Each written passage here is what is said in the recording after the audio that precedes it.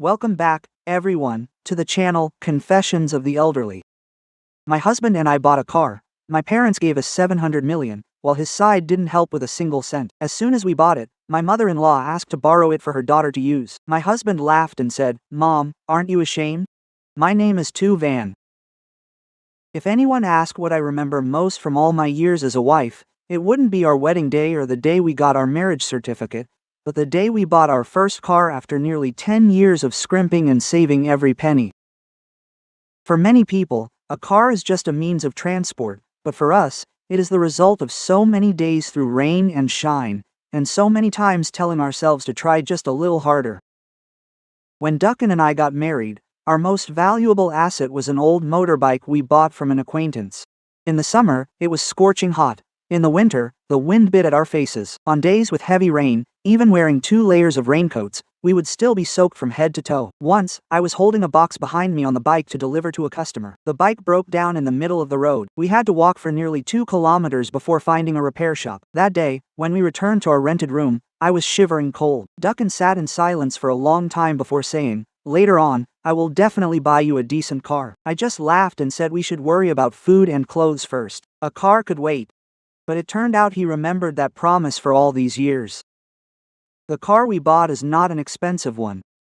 It is just a family car worth over $900 million, spacious enough to take our parents to medical checkups, safe enough for long trips, and convenient enough for our work. What touched me most was not the car, but the $700 million that my own parents brought to support us. That day, my father placed a savings book on the table and said, "We aren't rich, but our daughter has been working hard for many years. Having a car to shield you from the rain and sun will give us peace of mind." My mother sat beside him and nodded, saying that money in the bank is just money, but helping our children suffer less is what's truly worth it. Hearing that, my nose started to sting. Duncan's eyes also welled up with tears. He held my father's hand tightly and expressed his gratitude. Ever since we married, my parents have never treated him like a son-in-law. They have always treated him like their own son. They check on us and worry about everything, always calling us over whenever they have good food. That is exactly why Duncan is always incredibly grateful to my parents. But his side of the family is completely different. When she found out we planned to buy a car, my mother-in-law, Mrs. Mann, just curled her lip. "Why buy a car? You can barely take care of yourselves, yet you want to show off." My father-in-law, Mr. Dow, was just as cold. Sipping his tea, he said, "Everyone keeps their own money. When we get old, Hoy will take care of us anyway." Quote, that remark left me feeling hurt. It would be one thing if they didn't help, but the way they spoke made it seem like we weren't worth any expectations. Duncan knew I was sad, so he just smiled and said, "Let it go, dear. We just need to live our own lives." The day we picked up the car, we were as happy as children. Duncan drove out of the showroom with his hands still shaking. I sat in the passenger seat, looking from the dashboard to the plastic covers still on the seats. We laughed the entire way home. I even joked that the new car smelled so good I didn't want to sit in it. Duncan laughed, "That's the smell of your parents' money." Hearing him say that, I couldn't help but laugh along. It was one of the happiest moments for us since our wedding day. But that joy did not last very long. Just as we were getting ready to go home, Duncan's phone rang. The caller was Mrs. Mann. As soon as he answered, he heard his mother's voice on the other end. "You bought the car, didn't you? Stop by the house right now so the whole family can see it." Though a bit surprised, Duncan still agreed. He said they were his parents, so we should stop by briefly to be polite. About half an hour later, the car slowly pulled into my in-laws' yard. As soon as she saw the car stop, Mrs. Mann stepped out very quickly. At first, I thought she wanted to congratulate her son, but no, as soon as she opened the door, she leaned in to inspect everything from the dashboard. From the seats and center screen to the trunk, she examined everything thoroughly. The way she touched everything made me feel like she was inspecting her own property. Mr. Dow also circled the car, while Kwang Hoi stood nearby, constantly oohing and awing. As soon as I stepped out of the car, Mrs. Mann smiled brightly and said, "Is the car this spacious?" I politely replied that it was just enough for our needs. Little did I know, she immediately followed up with a sentence that left me stunned. "That's wonderful. Then lend it to Hoy for a few days to visit his fiance's family, okay?" I thought I had misheard. The car hadn't even had all the plastic wrap removed, and we hadn't driven it for many days yet. Yet she was already planning to lend it to someone else. Seeing me silent, she continued. It would be embarrassing for him to show up on a motorbike. His fiance's family is well off. He needs a decent car. I turned to look at Duckin, who was just as speechless as I was. After a while, he asked, "How long do you want to borrow it, Mom?" Mrs. Mann replied calmly, "Until after the wedding is fine. Who knows, if they need it later, just let them keep using it. You two work nearby, you can just ride a motorbike."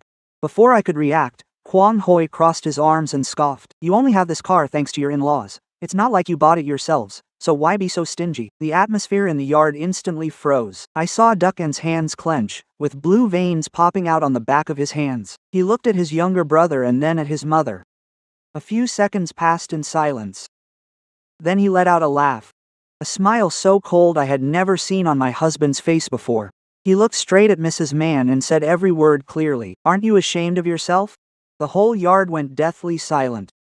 Mrs. Mann stared wide-eyed at her son. Kwang Hoi stood frozen, while Duckin remained calm, his gaze icy. "When I bought this car, you didn't contribute a penny and even called me vain.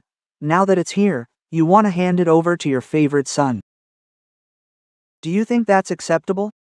As soon as Duckin's words fell, my parents-in-law's entire yard went perfectly quiet. The afternoon breeze blew through the starfruit tree canopy at the gate, only a few dry leaves spinning on the tiled floor, yet I could still clearly hear Mrs. Mann's rapid breathing. She stood frozen beside the new car, her hand still on the door handle, her face flushed with both anger and shame. Kwang Hoi no longer had that playful look he had just moments ago. He looked at his older brother, his mouth moving, but he couldn't get a word out. I stood next to Duckin, my heart aching with pain and pity. I know my husband is not an unfilial person. Since we got married, he has never spoken harshly to his parents, let alone dared to point at anyone's face and say something so cold. But precisely because I understand him, I know that his remark about his mother having no shame wasn't just about the newly bought car. It was the outburst of a lifetime of suppression, of a son who had endured for so long and suffered so much that he couldn't swallow it anymore. Actually, to understand why Duckin reacted that way that day, one must go back many years, to the time when he was just a scrawny, dark-skinned boy, always working alone in the backyard, helping his father chop wood, mend fences, carry water, and sweep the yard. Duckin was the eldest son, and he should have been cherished by his parents for his early sense of responsibility. But in that house, being the eldest son felt like an invisible yoke placed upon his shoulders. Whenever there was a hard task, he did it. Whenever there was a loss, he took it. While all the good things, Mrs. Mann saved for Kwang Hoi. Kwang Hoi is 6 years younger than Duckin. Since he was little, he was fair-skinned, sharp-tongued, and knew how to be spoiled at just the right time. So Mrs. Mann pampered him like a delicate egg. She often told neighbors that Hoi was physically weak but eloquent, so he would likely stay closer to his parents in the future. As for An, he was stubborn and could survive anywhere. It might sound like a joke, but to Duckin, it was a very clear way his mother divided her love. One child is cherished because he is weak, another is assumed to be strong and therefore needs no affection.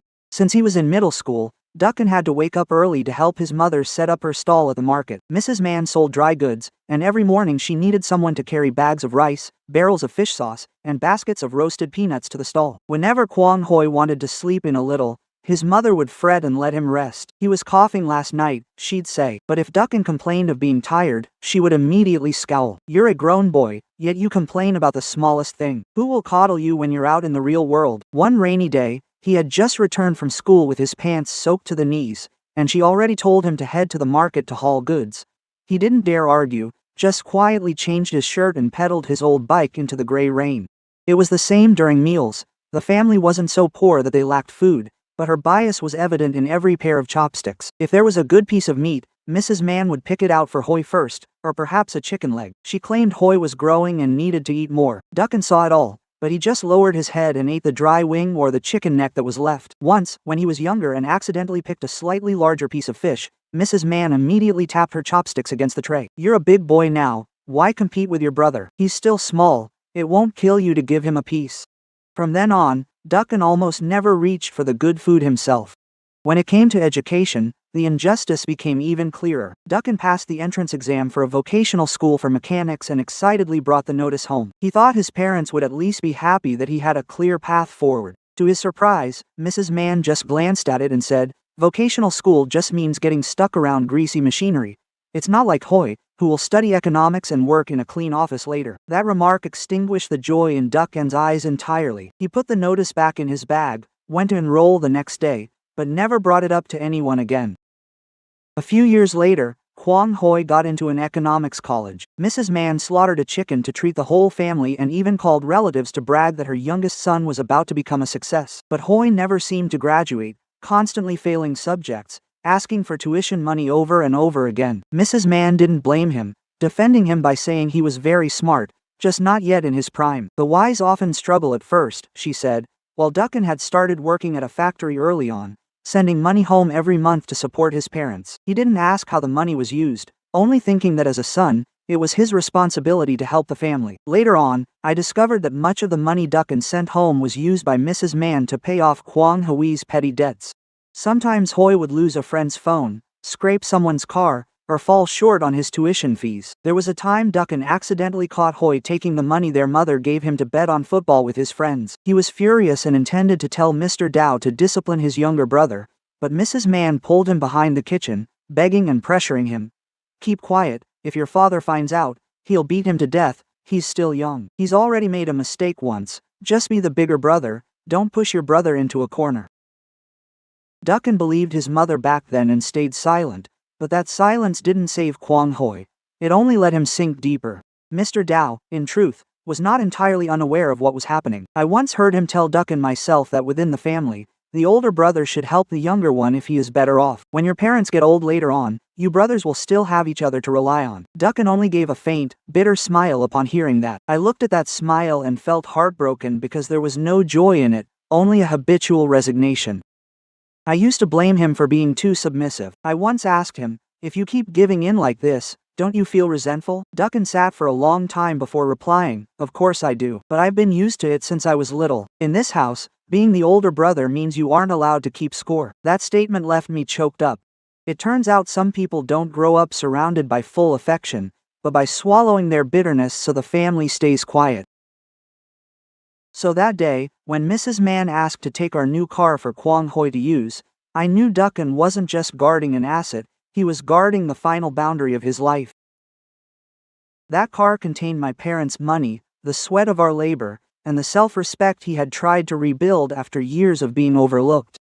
And this time, he didn't want to be the older brother who had to yield anymore. After Duckan said that in the courtyard of his parents' house, I understood even more that this car wasn't just a simple means of transportation to him. It was the first thing he dared to hold on to for his own small family. After so many years of living a life where I had to compromise on everything and always think of others first. But before that day of receiving the car, my husband and I spent countless nights calculating, adding up and subtracting every expense, just because we were both afraid of one thing: buying the car only to be exhausted by debt. I work as an accountant for a food company. The job sounds like clean office work, but in reality, every month end is as tense as a taut string. Books, invoices, debt reconciliation, tax reports. If just one small number is wrong, I have to stay up late checking it. Duckan is a manager at a machinery repair shop, and he is covered in grease every day. With a roar of machines in his ears, he comes home at night with clothes smelling of iron and steel. We aren't so poor that we go hungry, but to buy a car worth nearly $1 billion is not something we can just do on a whim. For several years, we continued to commute to work on an old motorbike. Our house is over 10 kilometers from my office, and Duckan's workshop is even further. On days with heavy rain, I would clutch my file bag while sitting behind him. The rain lashed against my face, stinging and cold. The wind flipped my raincoat up, and the documents inside the bag still got damp at the edges. Duckan would keep looking back while driving to ask, "Are you cold?" I would always reply, "I'm fine." But in reality, my body was shivering from the cold. Once, when I arrived at the office, a colleague saw me soaked and said, "Van, you and your husband should try to buy a car. It's miserable for a woman to be out in the rain like this." I just smiled it off because I knew money doesn't just appear when you want it.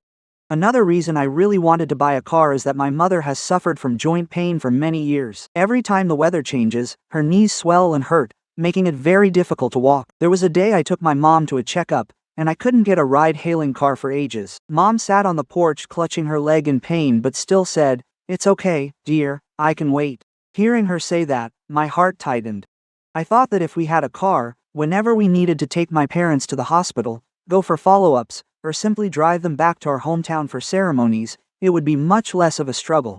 Duncan mentioned buying a car many times, but he would always brush the idea aside right after. He said he really wanted to, but he was afraid it would put pressure on me. Borrowing a few $100 million is no small thing, and we still need to save for emergencies or our parents' needs. I knew he said that because he cares about me. He never wanted me to live under constant financial stress every month because of a decision he made. There were nights when we would sit together in front of our budget notebook. I would calculate every single expense. He sat next to me, pen in hand, scratching things out again and again. We had some savings, but not enough to buy a car while still keeping a safe emergency fund.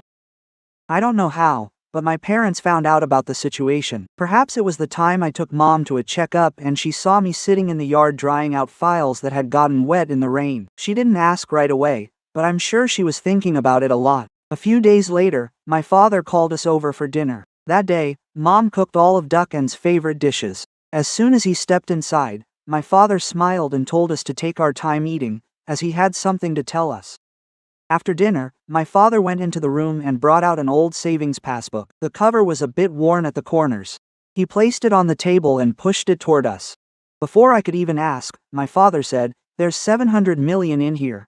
Your mother and I have decided to give it to you to buy a car." I was so startled I couldn't say a word. Duncan also jumped up, waving his hands repeatedly. "We can't accept this, Dad. It's too much money. Van and I are still young. We can slowly save up more later." Quote, "You should keep it for your old age." My mother looked at Duncan for a long time and then gently took his hand. Her hands were thin, and her knuckles were slightly deformed from arthritis. Yet her voice remained incredibly warm. Mom said, "You've walked through so many rainy days with my daughter. Now, let us help you carry the load for a bit. We aren't giving this just because we love Van, but because we love you both. Since the day you became our son-in-law, we have never seen you calculate or be stingy with this family." Quote. Those words made Duncan lower his head. I saw his eyes turn red. Perhaps for a man accustomed to being looked down upon by his own family, such straightforward kindness meant more than money. He wasn't good at expressing affection. He only choked out, "I owe you and Mom so much." My father spoke up sternly. "What kind of debt are you talking about? We're family, so we help each other when needed. But I'll say this first. Money must be handled clearly." Quote, I looked up at my father, and he continued slowly, "When you buy the car, put it in your names for transparency. This $700 million is our support for you too, and it has nothing to do with the paternal side. Both of you sign a clear agreement, so if anything happens later, no one can say anything." At first, I felt a bit hurt, thinking why parents who love their child would need paperwork, but it was as if he read my mind. He looked at me and said firmly, "Decent people don't fear clear paperwork, only the greedy do." That statement made both Duncan and me go silent. Duncan then nodded very seriously. He said, "Dad is right. Being clear from the start means no one will be in an awkward position later." In that very moment, I respected my father even more. He loved his daughter and his son-in-law, but not in a blind way. He understood life well enough to know that some things, if not made clear from the start, easily become excuses for others to interfere later.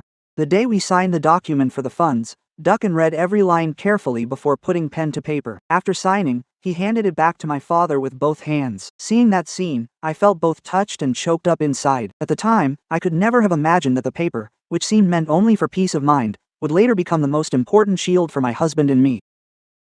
But back then, we simply thought that we were receiving a great deal of love and had to live in a way worthy of that trust. After the day my parents gave us the money and required everything to be clear, my husband and I began looking for a car more seriously. Duncan remained as careful as ever. He didn't choose the car based on looks, nor did he listen too much to the sales consultants. He only asked very practical questions. Is the car fuel efficient? Is the maintenance expensive? Is the trunk big enough? Is the backseat comfortable enough for an elderly person on a long trip? I watched him carefully jot down every specification in his small notebook and felt a surge of affection. A man who had lived for so long without anyone asking what he needed was now calculating every detail to make things more convenient for the whole family. When everything was almost finalized, Duncan said to me, "Even if Mom and Dad aren't contributing money, we should still let them know out of respect." I fell silent for a few seconds, then nodded. Honestly, I didn't expect any support from his side of the family. After years as a daughter-in-law, I knew Mrs. Mann and Mr. Dow's personalities all too well, but in my heart, I still hope they would say a word of congratulation to their son. Even if it was just a simple sentence like, "It's good that you two have worked hard to achieve this." Sometimes people don't need money. Just a little bit of recognition is enough to warm the heart. On Sunday afternoon, my husband and I bought some fruit and stopped by his parents' house. Mrs. Mann was sitting on the porch picking vegetables, while Mr. Dow was lying on a wooden bench watching TV. Kwang Hoi was there too, lounging on the sofa, scrolling through his phone with a half-finished milk tea beside him. The moment she saw us walk in, Mrs. Mann didn't ask if we'd eaten. She just glanced at the fruit bag and said, "What's the matter now? You wouldn't have dropped by unless you needed something." Quote, Duncan still politely placed the bag of fruit on the table. He pulled up a chair and said, "We just wanted to share some news with you. We're planning to buy a car." Mrs. Mann's hands froze for a second, and a few vegetable leaves fell into the plastic basket, but she quickly pursed her lips. "Buy a car? Where will you get the money for gas and maintenance? You think owning a car is easy? Don't try to keep up with others just because they have one." Quote, there wasn't a hint of joy in her voice. It was full of sarcasm, as if my husband and I were about to do something foolish. Mr. Dow also muted the TV, slowly sipped his tea, and said, "Cars are depreciating assets. Buying one is just a waste of money. The roads are crowded, parking costs money, and repairs cost a fortune. I'm telling you, if you have money, save it for a rainy day." Quote, if he had just offered a gentle suggestion, I might have felt he was looking out for us, but the way he spoke made it clear he didn't care why we needed a car. In his eyes, every decision Duncan makes is poorly thought out and less reliable than whatever Kwang Hoi says. Only then did Kwang Hoi look up from his phone. He smirked and interjected, "If you guys are buying one, get something that looks decent. Spending nearly $1 billion on a tacky-looking car would be embarrassing to show people." Quote, hearing that, I felt both amused and annoyed. Someone who didn't contribute a dime, and never even asked about our financial situation, sitting there judging like an expert. Duncan remained calm, looked at his younger brother, and replied, "We're buying a car for our own needs, not for anyone else to show off. We'll just buy what's suitable." Quote, that statement made Kwang Hoi's face darken, and Ms. Mann immediately took her youngest son's side. "He's only offering suggestions for your own good. Ever since you got married, everything I say seems to bother you. Even when your brother speaks, you have to nitpick. Or perhaps our words have no value in this house anymore." Duncan let out a very soft sigh. I knew he was holding back. He said, "I'm not nitpicking anyone. I'm just clarifying that we are planning for this car based on our own means." Ms. Mann slammed the basket of vegetables onto the floor. "Your own means? That sounds nice, doesn't it? Where would the money come from for that? Or did the in-laws provide it?" That question made the room go quiet for a few seconds. I didn't intend to hide anything, so I calmly replied, "Yes, my parents supported us with $700 million, and we're contributing the rest ourselves." As soon as she heard the number $700 million, Ms. Mann's expression changed instantly. It was no longer the initial look of contempt, but a gaze that was hard to describe, half probing, half calculating. She asked immediately, "Is it a gift or a loan?" I looked straight at her. "Yes, it's a gift. My parents also prepared clear documentation so that everything stays transparent later on." Ms. Mann let out a mocking laugh. "Goodness, the bride's family must really want to keep their son-in-law to give so much. Otherwise, why would anyone just hand over $700 million for a son-in-law to buy a car? They've got it all planned out. Only my son is honest and doesn't know a thing." Her words were light, yet they pierced my heart with a sharp sting. My parents used their lifelong savings to help us. Yet, from her mouth, it turned into some sinister scheme. Duncan set his teacup down on the table. This time, his voice was significantly deeper. "Mom, don't talk about Van's parents like that. They love us, so they're helping us out. If you don't help, that's fine too. But don't turn someone else's kindness into something ugly." Mrs. Mann turned red in the face immediately. "Oh, so now you're taking your wife's side completely? I've only said one thing and you're already jumping down my throat. Is blood not as important as some money from your in-laws?" I saw Duncan's shoulders tense slightly, but he didn't argue further.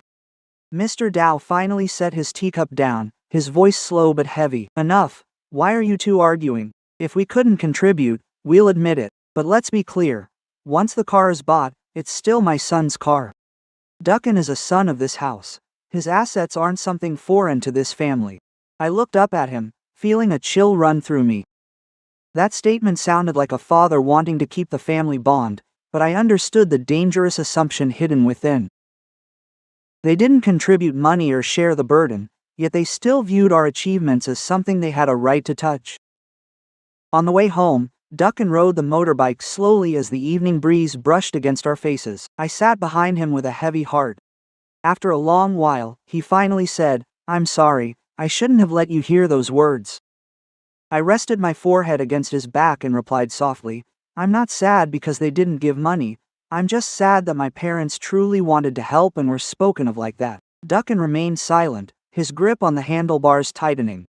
That night, as I tucked the document confirming the money from my parents into the drawer, I suddenly remembered my father's words. "Decent people don't fear clear paperwork, only the greedy do." Only then did it really sink in. Some things haven't happened yet, but those who have been through it all can see the signs very early on. And just as I had sensed, ever since that afternoon, even though we hadn't bought the car yet, in my in-laws' eyes, it seemed it was no longer our private property. Duncan's words made Mrs. Mann freeze for a few seconds. I thought she would at least feel ashamed or step back to save face for both sides. But no, she looked around the yard, saw the neighbors peeking out, and immediately changed her expression. A moment ago she was aggressively demanding the car for her youngest son, but in the blink of an eye, she put her hand to her chest, eyes brimming with tears as if she were the one being bullied. She choked out, "Oh my God, I raised my son for decades, and now that I ask for one favor, he tells his own mother she has no shame. Duncan, oh Duncan, how could you even say that?"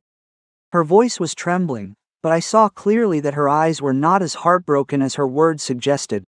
It was the look of someone calculating how to cry so they could come out on top. Seeing his mother cry, Kwang Hoi immediately felt emboldened. He turned to his brother, his voice full of reproach. "Why are you being so intense? Mom only wants what's best for me, she's not taking it from you forever." Duncan did not reply immediately. He stood by the car, his hand still resting on the door he hadn't fully closed. I saw him take a deep breath, as if trying to hold on to his last shred of composure. Mrs. Mann, seeing his silence, felt even more encouraged. She tugged on Mr. Dow's sleeve, crying as she said, "Look at this, I only care about Hoi. I'm afraid they'll look down on him if he goes to meet her family on an old motorbike. His engagement ceremony is almost here. Her family is well off. If we don't look out for him, who will?" It was then that I realized borrowing the car was not as simple as she claimed. It wasn't just about needing transport for a few days, nor was it because Kwang Hoi had a real emergency. Mrs. Mann wanted to use our new car to build a polished facade for her youngest son in front of his girlfriend's family. To put it bluntly, she wanted them to see Kwang Hoi as a successful man with his own car and means, fit to be their daughter's husband. I turned to look at Kwang Hoi. He was dressed more dapperly than usual. His shirt was iron flat, his hair slicked with gel, and he wore a bulky watch that I couldn't tell was real or a knockoff. But I knew very well that behind that appearance, there was nothing stable at all. Kwang Hoi had been unemployed for nearly half a year.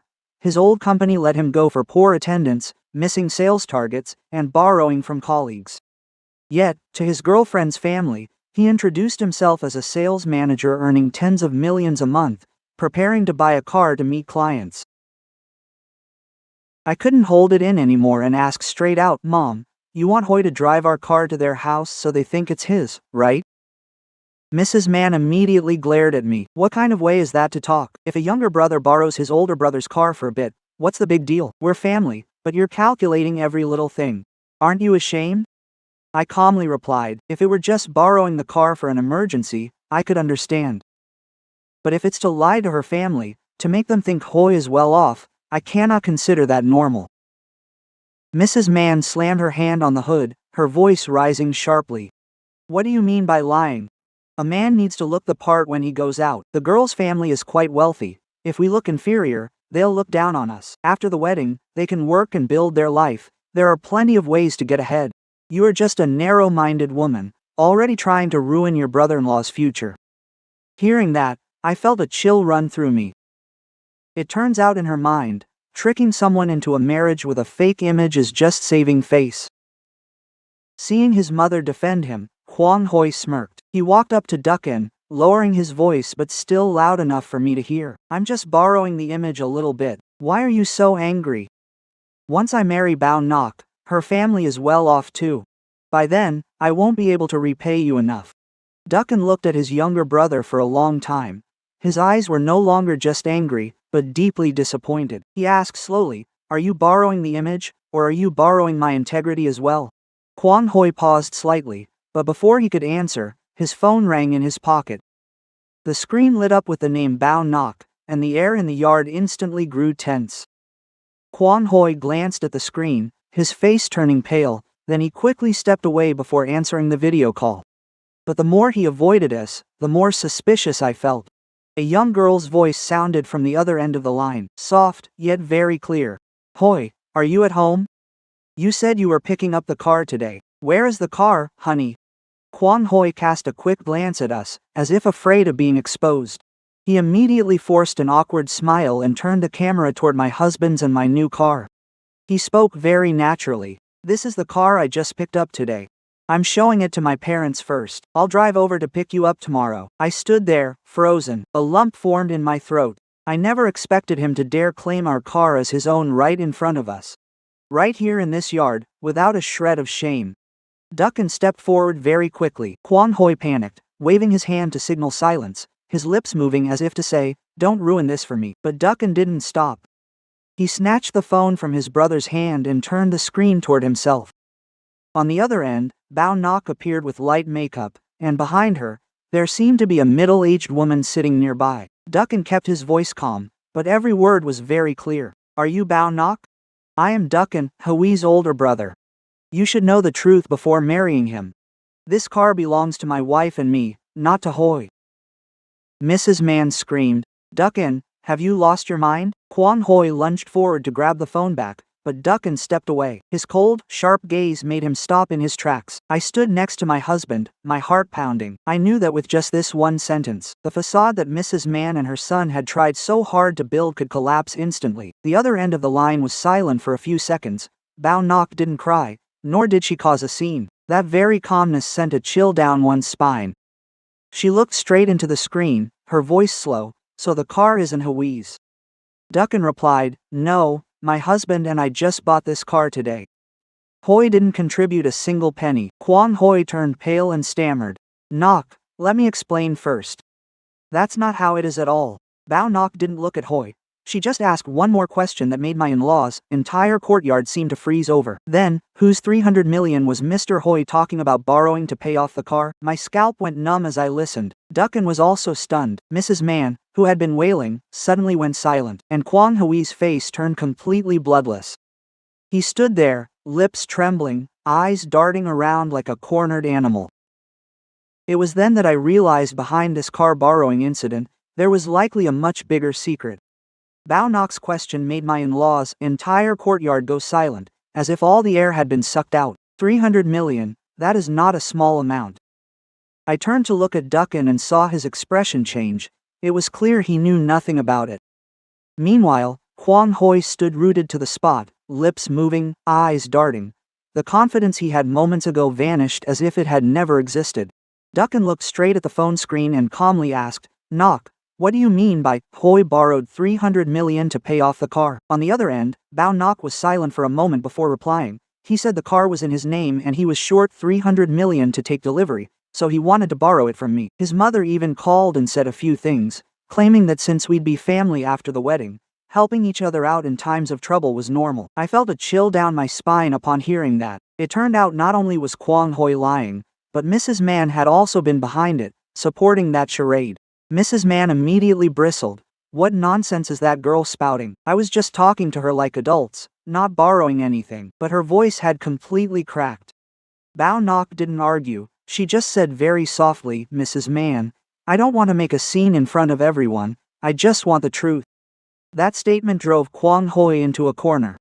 He snatched the phone from Duckin's hand, hurriedly ended the call, and yelled, "Are you satisfied now? You've ruined me like this. You're very happy, right?" Having said that, Kwon Hoi rushed out of the yard. Mrs. Mann tried to follow him but was held back by Mr. Dao. Duckin stood still, neither chasing nor calling out to him. I knew he was deeply troubled inside. No matter how angry he was at his brother, seeing him leave like that, he couldn't remain completely indifferent. But this time, he didn't soften up immediately like he usually did. Before we left my parents-in-law's house, Mrs. Mann stood at the gate, crying and blaming him. Quote, "You're the older brother, yet you don't know how to support your younger brother. Just because of a car, you're ruining his happiness. If anything happens to him later, don't you dare regret it." On the way home, Duncan didn't say a single word. I didn't ask any further either. There are times when silence is the only way for a man to keep his composure after being hurt by his own family. That night, Duncan's phone lit up continuously. Kwang Hoi sent many messages, sometimes blaming him, sometimes calling him selfish, and other times begging him to speak to Bao Nok. Near midnight, Duncan handed his phone to me to look at. Bao Nok's last message to Hoi said only one thing: "I won't break up immediately, but I need you to be real. If you lie again, it's over." Reading that, I realized this girl was not someone impulsive. She didn't make a scene over her loss of face, nor did she jump to conclusions, but that very calmness made everything seem even more ominous. A person like that, once they decide to turn their back, is hard to pull back. Duncan put the phone on the table and sighed. If Hoi knows how to stop here, perhaps things can still be saved. I looked at him, saying nothing. Inside, I felt a strange sense of unease, as if this matter couldn't possibly end with just a few lies. A few days later, life seemed to settle down temporarily. My husband and I still went to work, trying not to mention his family to avoid any heavy-heartedness. The new car was parked in the front yard. I even carefully bought an extra camera to install at the gate, since the car was a significant asset anyway. One evening, I opened a small drawer where I kept the documents and spare key, and suddenly froze. The spare key to the car was no longer there. I searched through my handbag, the drawers, and the living room cabinets, but I still couldn't find it. Duncan saw me fumbling around and asked, "What are you looking for?" I replied, "The spare car key. I remember putting it in this drawer, but it's not here anymore." He frowned but tried to reassure me, saying maybe we just misplaced it somewhere. "We'll look for it carefully tomorrow." I also thought maybe I'd just forgotten it because I'd been so stressed lately. Even though I felt a bit uneasy, I still hadn't imagined anything worse. But the truth came faster than we expected. The next morning, before we could even check the security cameras, Duncan's phone rang. The caller was a traffic police officer. After hearing just a few sentences, his face went completely pale. Standing beside him, I had a bad feeling that something was wrong. Duncan hung up, looked at me for a long time, and said, "Our car has been impounded. It was involved in a collision last night." I was stunned into silence. It took me a few seconds to ask, "Who was driving?" Duncan closed his eyes, his voice rasping. "Kwang Hoi." My ears began to ring. The car was brand new, we hadn't even finished pampering it yet, and now it had been taken out at night and crashed. We immediately opened the front gate camera footage. On the screen, near midnight, a figure wearing a baseball cap snuck into the yard. Under the dim yellow light, I immediately recognized Kwang Hoi's posture. He opened the car with the spare key, got into the driver's seat, and slowly drove out of the gate.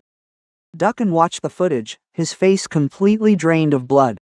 He didn't scream or smash anything, but that silence was what scared me the most. He grabbed his jacket and told me to come with him. When we arrived at the traffic police station, the car was in the impound lot with a long scratch on the front, the right mirror broken, and the front bumper hanging off. I stood there watching, my heart aching as if someone were strangling it, not just over the loss, but because of the feeling of being stabbed in the back by someone we trusted. An officer explained that Kwang Hoi had collided with a motorcycle on a deserted road. Luckily, the other person was only slightly injured, but after the crash, Hoi panicked, fled the scene for a while, and only later returned to report it. Hearing that, Duncan turned to look at his younger brother Kwang Hoi sitting in the corner of the room, face bowed, shirt wrinkled, and hair messy. He didn't dare to look at us. Before we could say anything, Mrs. Mann rushed in from outside. As soon as she saw Hoi, she hugged him tightly, sobbing as if her heart were breaking. But instead of asking if the person hit was all right, instead of apologizing to us, she snapped her head around to glare at me and Duncan. She snarled, "It's just a bike, yet you guard it like gold. If you had just lent it to him properly that day, this wouldn't have happened. He only had to sneak it because you two pushed him into a corner." I was stunned. Duncan looked at his mother, his eyes turning red, but not from affection anymore. It was absolute disappointment. He asked very softly, quote, "Mom, how could you say something like that?" Mrs. Mann continued to hold Kwang Hoi, muttering that her youngest son was suffering, and that everything was because my husband and I were petty. Standing there looking at the dented bike in the yard, watching Kwang Hoi bow his head to avoid eye contact, and seeing Mrs. Mann trying to turn the culprit into a victim, a cold chill suddenly rose within me. I knew this definitely wasn't just a simple case of sneaking out to have fun. If he just wanted to meet Bao Nok, Hoi didn't need to go in the middle of the night. If he only wanted to save face, he didn't need to turn his phone off for hours and flee after the collision. Behind the missing spare key and that midnight ride, there must be another reason. And I have a strong gut feeling that this reason will make it impossible for my husband's family to hide the truth any longer. We stayed at the traffic police station for most of the morning to handle the paperwork. The person hit was fortunate to only suffer minor scrapes. The motorcycle wasn't severely damaged either, but since Kwang Hoi had left the scene shortly after the accident, the matter couldn't be resolved lightly. Dukkan stepped up to coordinate with the victim and proactively offered reasonable compensation for the damages. He didn't say much, nor did he act like a victim. Because in that situation, the vehicle registered in our names was still the cause of the collision, and the person behind the wheel was his own brother. I watched Dukkan, bowing his head to apologize to the victim, feeling a lump in my throat. Kwang Hoi was the one who caused the trouble. Mrs. Mann was the one crying and shifting blame, yet my husband was the one left to clean up the mess. Kwang Hoi sat in the corner of the room, his head hung low, his hands twisted together. Mrs. Mann kept stroking her son's hair, then turned to look at Dukkan with reproachful eyes, as if he were the reason Hoi had been pushed to this point. I was already too used to her twisted logic, but that day it still left me cold. As the temporary procedures were nearly finished, a strange man stood in the hallway watching us for quite a while. He was in his 40s, wore a dark shirt, had a short, stocky build, and a face that wasn't fierce, but eyes that were very sharp. At first, I thought he was the family of the other party involved in the accident, so I quietly nudged Dukkan. As soon as he turned around, the man stepped forward, looked him straight in the eye, and asked, "Are you Dukkan, Kwang Hoi's older brother?" Dukkan paused slightly then nodded, "Yes, I am Hoi's brother." "Are you from the other party involved?" Quote, "If there's anything unsatisfactory, we can talk about it properly." The man curled his lip, offering a very faint smile. "I'm not the person he hit with his car. I'm the person he intended to bring his car to meet last night." Just that one sentence made a chill run down my spine. Dukkan's expression changed instantly, and he asked back, "What do you mean by that?" The man didn't answer right away. He took a folded stack of papers from his crossbody bag. Inside were many loan agreements, copies of ID cards, transaction messages, and signatures. He placed them all on the bench in the hallway, tapped his finger on the stack, and said, "Your younger brother owes us over 400 million, including principal, interest, and renewal fees. This didn't just happen recently. It's been dragging on for nearly 2 years." I stood frozen. 400 million. That number felt like a hammer blow straight to the head. Dukkan picked up each paper to read, his eyes darkening with every line he scanned. The signature on the documents was indeed Kwang Hoi's handwriting. The phone numbers, photos, and messages setting repayment dates were all clearly visible. The man continued, "At first, he bet on football online, won a few tens of millions and thought he was good, then kept losing, borrowed to cover losses, took from one place to pay another, and when he couldn't turn around anymore, he promised collateral." Dukkan gripped the papers in his hand, his voice hoarse. Up until now, he only said he was in temporary difficulty and needed a little pocket money. "No one told me about this." The man looked at him for a moment and chuckled. "You really didn't know? Then your family certainly kept it well hidden." That sentence made me immediately turn to look at Mrs. Mann. She was standing not far away, holding Kwang Hoi's shoulders. As soon as she heard about the debt, her face went pale, but she didn't seem completely surprised. That wasn't the look of someone hearing it for the first time.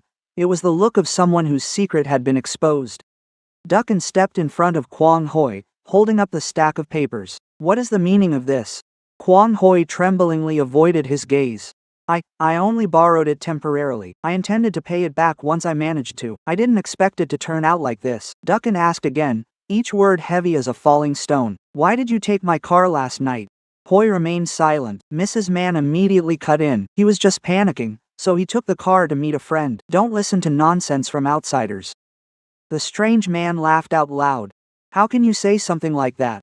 Last night, he had an appointment to bring that new car to me. He said his car papers would be provided later, and he wanted 500 million up front to pay off urgent debts, or else he'd have trouble on the road. By now, the car would probably already be in another lot. I felt a chill run through my limbs as I listened. The 700 million car my parents gave us to stay out of the rain and sun was almost pawned off by Kwang Hoi in the middle of the night like some abandoned item. Duckin turned sharply to look at his younger brother. For the first time, I saw his gaze look so terrifying. It wasn't because he was being fierce, but because he was in so much pain that he didn't know how else to express it. You intended to pawn your brother and sister-in-law's car for 500 million. Did you think about how my wife and I would explain it to her parents if the car were lost? Do you ever think about how that's other people's hard-earned money? Kwang Hoi lowered his head, tears falling onto the back of his hands. But I couldn't tell if they were tears of regret or tears from being caught. Mrs. Mann still tried to defend him, saying he was young, foolish, and only did it because he was desperate. Quote, "You're his older brother. If you don't love him, who will?" Duckin turned to look at his mother, his voice very low but ice cold. "Loving him doesn't mean letting him take others' belongings to pay off gambling debts." Mrs. Mann opened her mouth to say more, but the stranger cut her off. Quote, "I'll be honest with you, if there hadn't been an accident today, we would have kept the car. As for whether it was his car or not, fighting that in court would be a headache. He had the keys, copies of the papers, and said it was a family car for his use. Get it?" When I heard about the copies of the papers, my heart suddenly skipped a beat. The original registration was still at home, but we had kept some photocopies in the file cabinet. How did Kwang Hoi get them? Before I could ask, Duckin was already looking at the man. Quote, "Who gave him the papers?" The man shrugged. "You'll have to ask your family.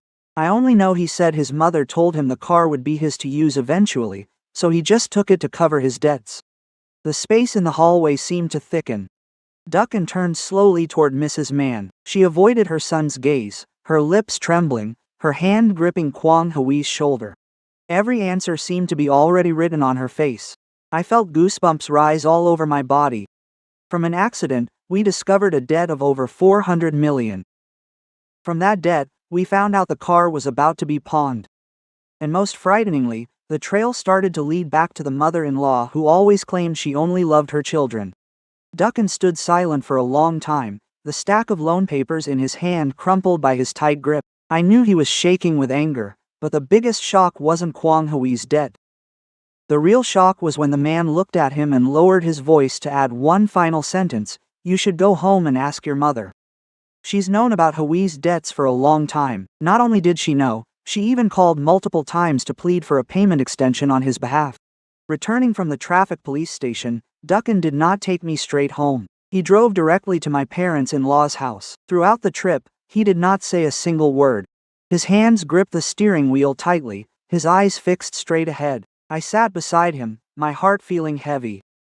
I knew he was trying to stay calm, but some truths, once brought to light, cannot be ignored as if they never existed.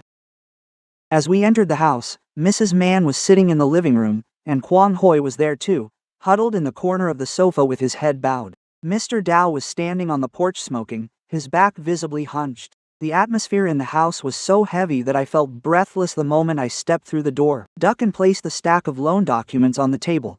Each sheet rustled harshly against the glass surface. He looked at his mother and asked, "How long have you known about Hoi's debt?" Mrs. Mann immediately turned her face away. "I don't know anything. Do you believe everything people tell you? Those lenders are just lowlifes. They're just making threats to get money." Her voice tried to remain firm, but her hands resting on her lap were shaking. Duckin didn't argue. He just laid out each paper in front of her. The loan agreements, photos of IDs, messages she sent begging for an extension, and even a recording of her asking the creditor to give Hoi a few more days. My head was spinning. Mrs. Mann's face grew paler with every piece of evidence placed down. Duckin asked again, his voice lower, "I'll ask one last time. How long have you known?" Mrs. Mann pursed her lips for a long time, and finally, she burst into tears. But those tears did not soften my heart like they had in the past, because even while crying, she still tried to make herself out to be the victim. She said it had been months, and he had originally only owed a few tens of millions. Quote, "I thought all young people have moments of recklessness, so I paid a little for him and he promised to stop gambling. Who would have thought it would keep growing?" I stood there listening, feeling a chill run through my body. It turns out none of this was a recent occurrence. It wasn't just a desperate, one-time act of Kwang Hoi secretly taking the car. Mrs. Mann had known for months, hiding it in silence, deciding on her own that just plugging that hole of debt would make everything okay. Duncan looked at his mother. There was no longer any noisy anger in his eyes, just a very deep pain. He asked, "What money did you use to pay it?" Mrs. Mann bowed her head. Mr. Dow outside on the porch stubbed out his cigarette and walked in without a word. That silence felt like a confession.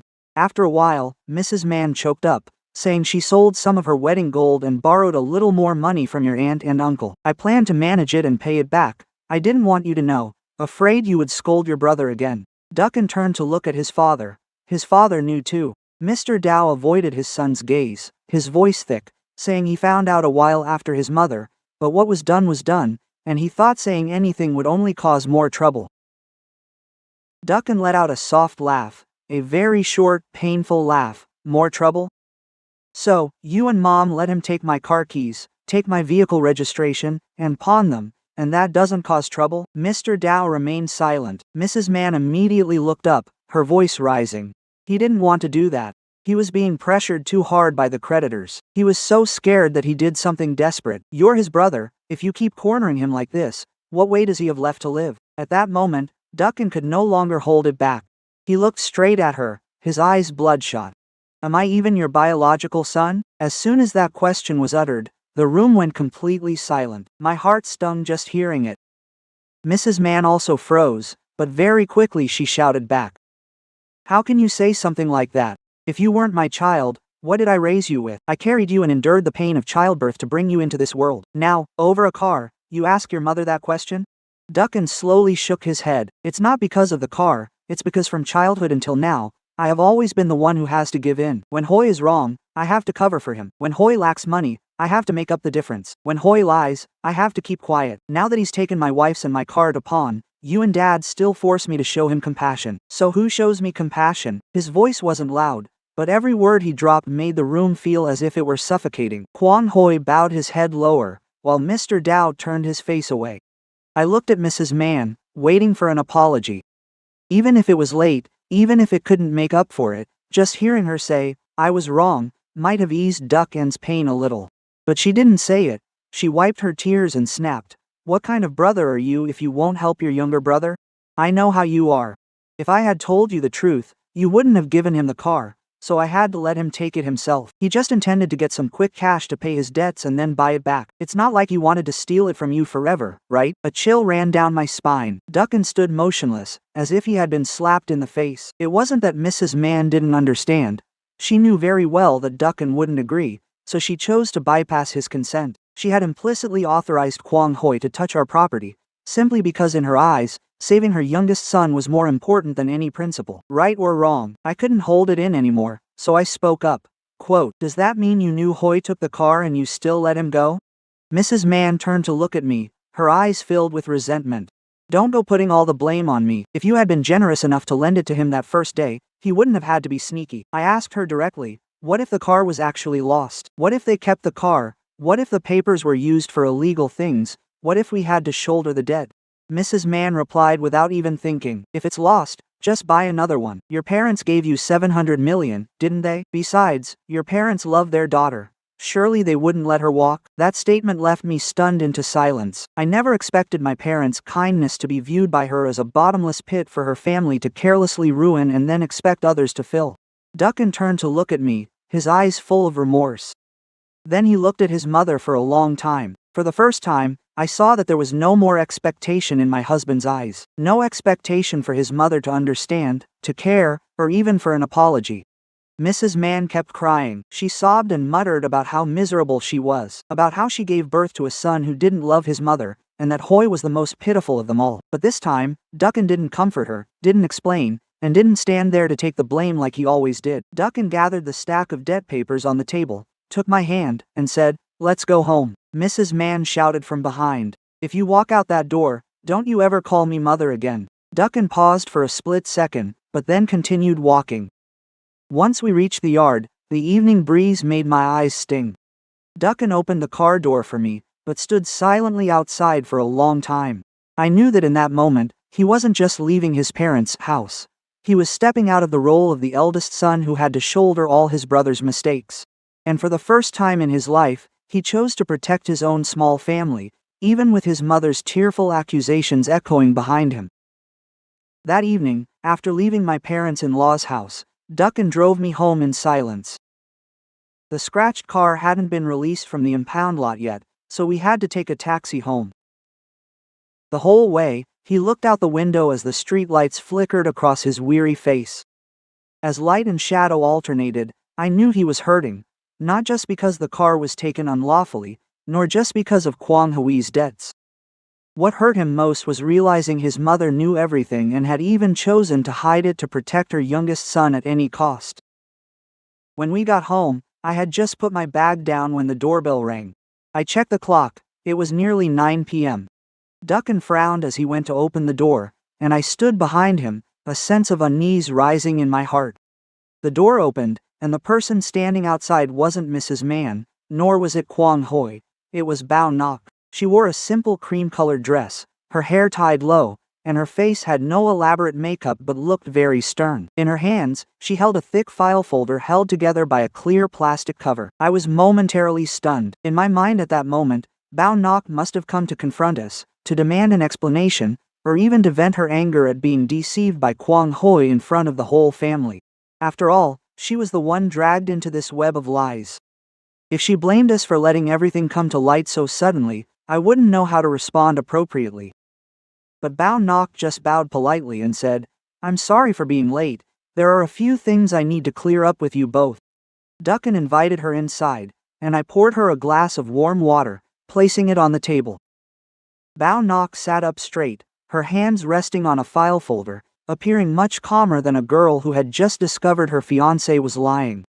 That very calmness made me realize she was no simple person. She looked at Duncan, then turned to me, and slowly said, "Actually, today's events didn't completely surprise me. I have been suspicious of Hui for a long time." I froze. Duncan looked up as well. Bao Nok opened her folder and took out several sheets of paper, setting them on the table. Inside were screenshots, printed messages, employment details, some bank statements, and even photos Kwang Hui had posted on social media. She said her family isn't the type to look down on the poor. Her parents just feared their daughter might marry someone insincere. Before discussing marriage, her father had someone look into Hui's background. At first, I objected, thinking it was insulting to him, but later on, I noticed many things that didn't add up. According to what Bao Nok provided, Kwang Hui was not a business manager as he had bragged. The company he claimed to work for had actually let him go long ago because he was unreliable, constantly asking for salary advances and borrowing from colleagues. The monthly income of tens of millions that he told her family was just a fabrication. Some months, Hui's account had almost no salary deposits, yet there were many outgoing transfers to e-wallets and other accounts. I looked at each paper and my heart grew heavier. It turned out the facade Kwang Hui built wasn't just to deceive Bao Nok, but had been prepared for a very long time. He took photos in front of luxurious cafes, posted pictures inside friends' cars, and wrote vague captions as if it were his daily life. He even once used a photo taken next to a black car, covering the license plate, and added a caption. After so many years of trying, finally, the first result. Bao Nok pointed at that photo, her voice steady. "That car doesn't belong to Hui, it's an hourly rental." Duncan reached up to rub his forehead. I knew he was embarrassed for his younger brother. A man can be poor, he can be unsuccessful, but living behind a fake shell to deceive others is no longer just a matter of pride. It is a lack of character. I asked softly, "Then why do you still keep seeing Hui?" Bao Nok was silent for a few seconds before answering, "Because I wanted to give him a chance." Honestly, I asked him many times. I told him that if he was struggling, I could start over with him, but every single time, he chose to lie more. That sentence made the room fall silent. I suddenly felt for the girl in front of me. She wasn't the type of socialite who only looks at money. She had wanted to believe, wanted to give Kwang Hui a way out, but Hui saw that trust as something to exploit. Bao Nok continued by pulling out a printout of messages, in which Kwang Hui bragged to her that he had put a deposit on a new car, only needed 300 million more to pick it up, and after the wedding, he would take her on a trip and let her be the first to sit in the passenger seat. Reading that, I felt a strange lump in my throat. The passenger seat that I had carefully admired this morning, still covered in brand new plastic. In Hui's lies, it had become a prop to deceive a girl who was about to become his wife. Right at that moment, The sound of a motorbike stopped at the gate. Less than a minute later, Ms. Man and Kwang Hoi appeared at the door.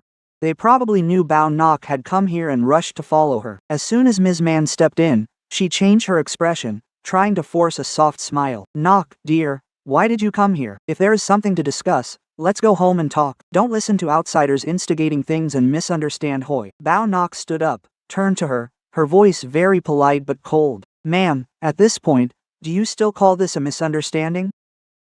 Kwang Hoi went pale. He stepped closer to her, pleading, "Nok, I was wrong, but I did it because I love you, because I wanted to be worthy of you.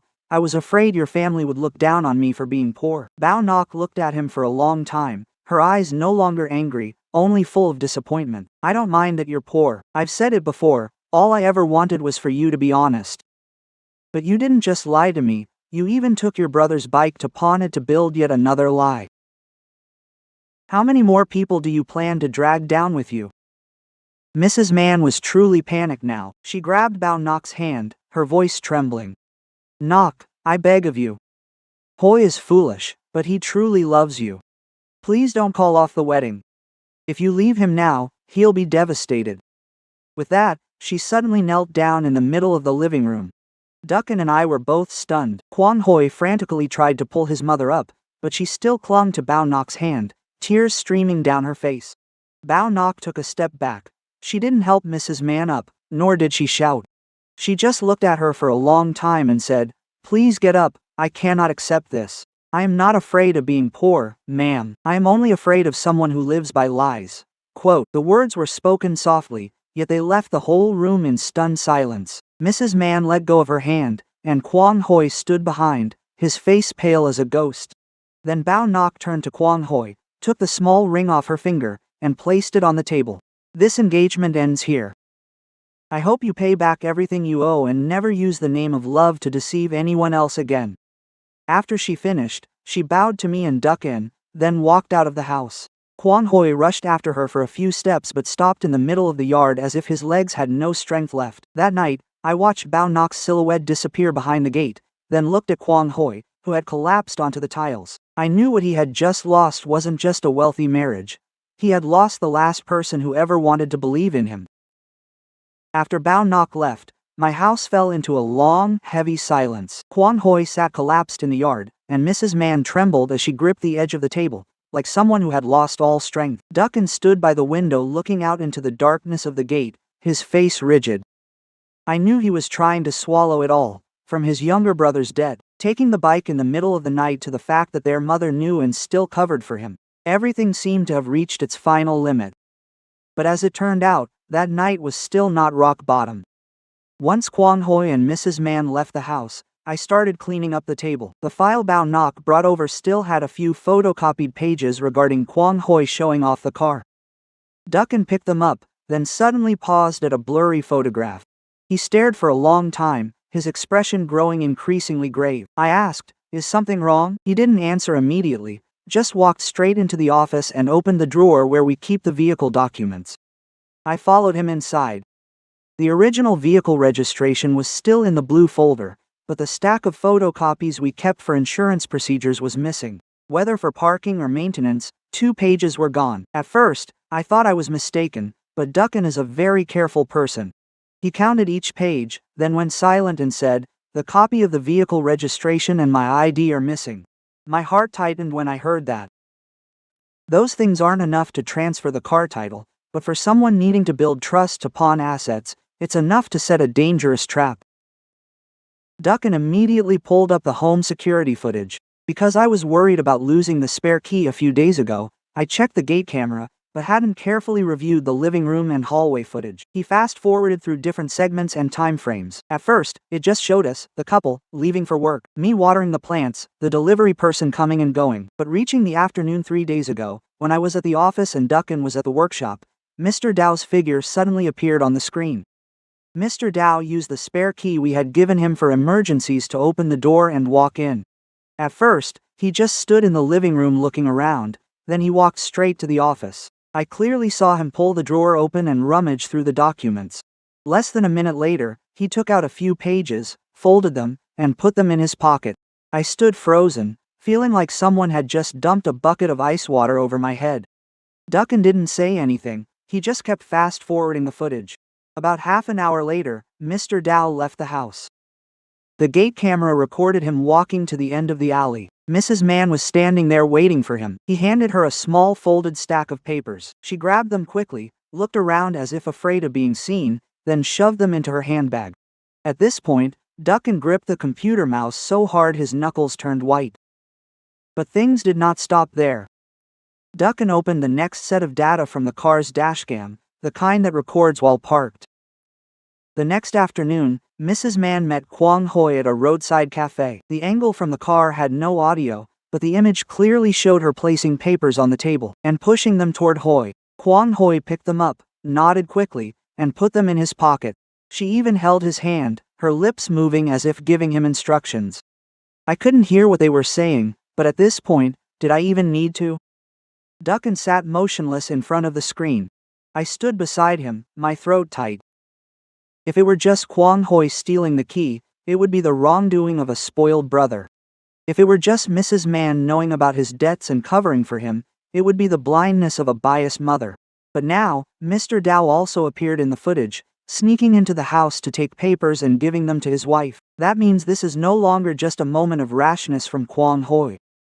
It is a planned scheme, with the complicity and tacit consent of Duncan's own parents.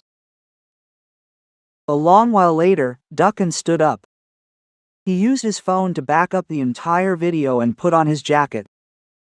I held his hand and asked softly, "Where are you going?" He looked at me, his eyes red but his voice strangely calm. "I'm just going to ask my parents one question. I won't stop you from coming. Some wounds, if not addressed directly, will remain in the heart like a poisonous thorn." I just grabbed a scarf for him and said, "I'm going with you." When we arrived at his parents' house, Mrs. Mann was in the living room, and Mr. Dow sat at the table looking haggard. Kwang Hoi wasn't there. As soon as she saw us, Mrs. Mann scowled. "What is it now? Isn't there enough chaos already?" Duncan didn't answer. He placed his phone on the table and played the footage for his parents.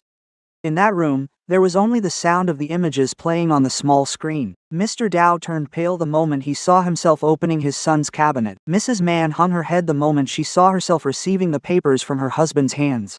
Duncan waited for the video to end before he spoke. He did not yell, he did not raise his voice, nor did he pound the table. It was that very calmness that made the air feel suffocating. He looked at his parents and asked clearly, "Do you two still consider me your son?" Mr. Dow lowered his head, his hands trembling slightly as they rested on his knees. He opened his mouth several times but could not say a word. As for Mrs. Mann, she burst into tears. But those tears did not sound like regret. They sounded like the tears of someone caught red-handed who knew there was no room for denial. She stammered, "I just wanted to save Hoi. I thought having the documents would make people trust him more. He could borrow money to pay his debts and then redeem them. I never thought things would turn out like this." Quote, Duncan looked at his mother. The smile on his lips was heartbreakingly faint. "Did you not think, or did you not need to think about me?" That question made Mrs. Mann fall silent. He turned to Mr. Dow. "You can be poor, and you don't have to help me buy a car. I have never blamed you, but you used the key I gave you out of trust to enter my house and take the papers for Hoi to pawn the car. Do you think what you did is how a father should act?" Mr. Dow closed his eyes, and a tear rolled down his wrinkled cheek. But Duncan did not wait for an answer anymore. He picked up his phone and pulled my hand to stand up. Before walking out the door, he said very slowly, "From today on, I will help you when you are sick, when you need medicine, or when you truly need a son. But I will never let you use family ties as an excuse to destroy my little family again." Quote. Mrs. Mann sobbed louder behind us, but this time, Duncan did not turn back. I followed him out to the yard, my heart heavy but also feeling a sense of relief, because I knew from that moment on, my husband had truly set down the burden of being the eldest son who had been taken advantage of for so many years. And from that moment on, our confrontation with my in-laws was no longer just about a car. It had become the final boundary between family love and exploitation. After that night, I thought at least Kwang Hoi would know fear. The camera footage and documents were clear, and his lies had been exposed by Bao Nok. A normal person in that situation, even if they couldn't fix things immediately, would at least face the consequences. But Kwang Hoi chose the path he had always chosen over the years, running away. The next morning, Mrs. Mann called Duckin very early. Her voice was panicked, lacking the usual accusatory tone. "And, has Hoy come to see you?" "He didn't come home last night, and I've called him 100 times. His phone is turned off." Duckin was standing by the sink, and he froze when he heard her. He was silent for a few seconds before asking, "When did he leave?" Mrs. Mann choked back tears. "After you left. He sat on the porch until late. I thought he had gone to his room, but when I opened the door this morning, he was gone." I looked at Duckin. Even though he was too angry to speak further, his expression changed instantly upon hearing his brother had disappeared. That is a blood bond that is hard to sever. He might not cover for him or pay his debts, but he couldn't hear that his brother was missing and remain as indifferent as a stranger. He called Hoy's number several times, but the result was always that the subscriber could not be reached, and messages showed no delivery. Throughout that morning, Mrs. Mann ran everywhere asking Hoy's friends, while Mr. Dow sat silently in the house with a darkened face. By afternoon, we stopped by my parents-in-law's house. Mrs. Mann's hair was disheveled, and her eyes were swollen from crying. As soon as she saw Duckin, she rushed over and grabbed his hands. "Please, help me find your brother. He is foolish, but he is your brother. If he does something rash, how will I go on living?" Duckin pulled his hand away but kept his voice calm. "I will find him. But you must tell me the truth about all the places he frequents, the people he meets, and the debts you know of. If you keep hiding things, no one can save him." Mr. Dow suddenly slammed his hand down on the table, the sharp sound startling both me and Mrs. Mann. It was the first time I saw him truly lose his temper with his wife. He pointed at her, his voice trembling with rage. "You spoiled him way too much. You covered for him the first time he messed up, you hid it the second time, and by the 10th time, you made the whole family pay. Now that things have turned out this way, who are you planning to cry for?" Mrs. Mann froze. Up until now, Mr. Dow had always been the silent, avoidant one, letting her decide everything related to Kwang Hoy. So that outburst was like the first crack in the family facade they had worked so hard to maintain. 3 days later, while we still hadn't found any trace of Kwang Hoy, the real disaster struck. That day I was at home when Duckin received a call from his father. Mr. Dow's voice sounded incredibly weak, and, "Come over to the house right now. People are here looking for Hoy." So we rushed over immediately. Just as we reached the end of the alley, I saw 3 strange men in my in-law's yard. They weren't loud or rowdy like common thugs, but the way they stood blocking the gate with cold expressions made the neighbors afraid to get anywhere near.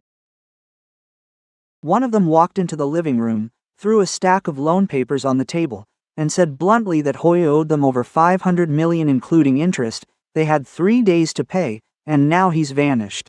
Since his parents are here, his parents must take responsibility. Mrs. Mann nearly collapsed when she heard it was over 500 million. Before this, she only knew her son owed over 400 million, never expecting the actual figure to balloon due to interest and late penalties. She stammered, "How is it so much?" He said it was only a little over 400. The man gave a dry laugh. "If you believe his words, that's on you. He borrows from one place to cover another. The interest adds up every single day. If you can't pay, then find Hoy. He promised to bring that car to us. Now there's no car and no person to be found. Are you trying to make us lose everything?" Hearing about the car, Mrs. Mann turned pale. I could clearly see her lips trembling. That car was being dragged in once again as a lifesaver for Kwang Hoy. But this time, in front of the creditors, she could no longer claim it was just a family matter. Duckin stood up between his parents and the men. He stated very clearly that the car was my husband's and my property. Kwang Hoy has no right to promise it to anyone. Hoy's debt is between him and whoever lent him the money. Don't drag innocent people into this. One man in the group looked at him, his voice low but full of threats. "Brother, saying he's not involved, doesn't that sound ridiculous? He used your family name to borrow money and showed off your car. Now you're washing your hands of it." But Duckin didn't back down. "If you have legal loan documents, feel free to sue. But if you want to use other methods, I will call the police right now." The atmosphere was tense as a taut wire. Mrs. Mann gripped the edge of the table, trembling. Mr. Dow's face turned beet red, his breathing heavy. The man finally gathered the papers and shot Duckin a cold, sharp glare. "Fine. We'll give you 2 more days. Either find Hoy or prepare for court, and you should be mentally prepared too, ma'am." The fact that your son cheated his girlfriend's family and pawned his brother's car isn't going to look good if it gets out." After saying that, they left, leaving the room in a terrifying silence.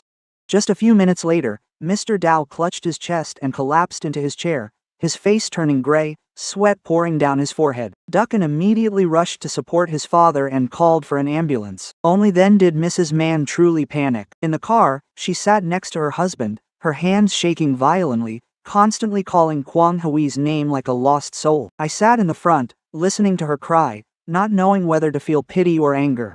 At the hospital, after the doctor said Mr. Dow suffered a sudden spike in blood pressure from stress and needed observation, Mrs. Mann suddenly knelt before Duncan.